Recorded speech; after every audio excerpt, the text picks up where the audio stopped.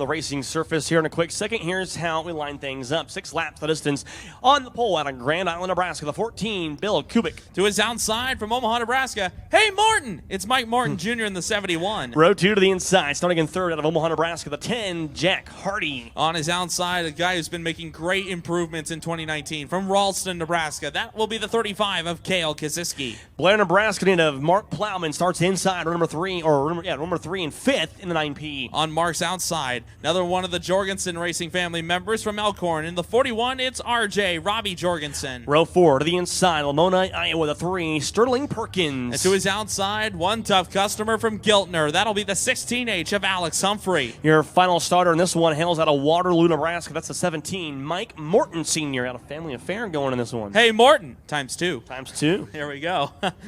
Man, so we got a little border showdown here with Nebraska and Iowa being represented here in the bragging rights late models. Bill Kubik, the veteran out of Grand Island, Nebraska, starts on point for this one. Field bunches up. Time for some more Fat Tire Saturday night action here on the high banks of I-80. Our second bragging rights late model heat race goes green.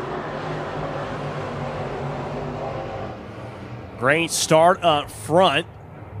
Keep your eye on that top spot. Going to be 3 wide going on for a second now, but Kubik shows the way down the back straight away and trying to hang on to it. He might have some company here soon, but around turn 3 and 4, man, the bottom is the place to be. Once again, Kubik will light Latner on. Top 16 cars in passing points out of these heats will lock themselves into the Speedway Motors Cornhusker Classic A main. And right now, best race on the track is for 5th, Jack Hardy. Another guy coming up from the cage car ranks, trying to hold off Mark Plowman and Robbie Jorgensen. Whoa, look out in turn number 3, almost going Morton. around. A great save by Morton Jr. to hang on to it.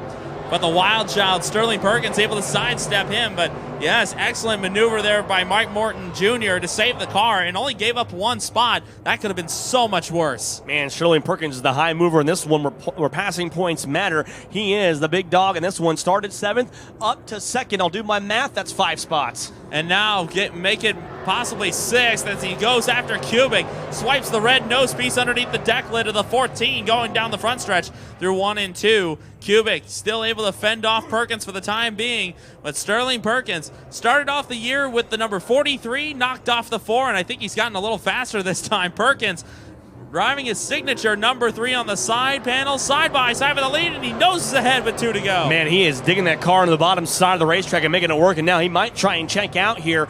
This time by 1.5 laps to go in the back straight away as the 3 shows the way entering turn number 3. Top 3 cars all pulling away in this one. Mike Morton Jr. rode in 2nd for a while. Now falls back to 3rd in that podium spot.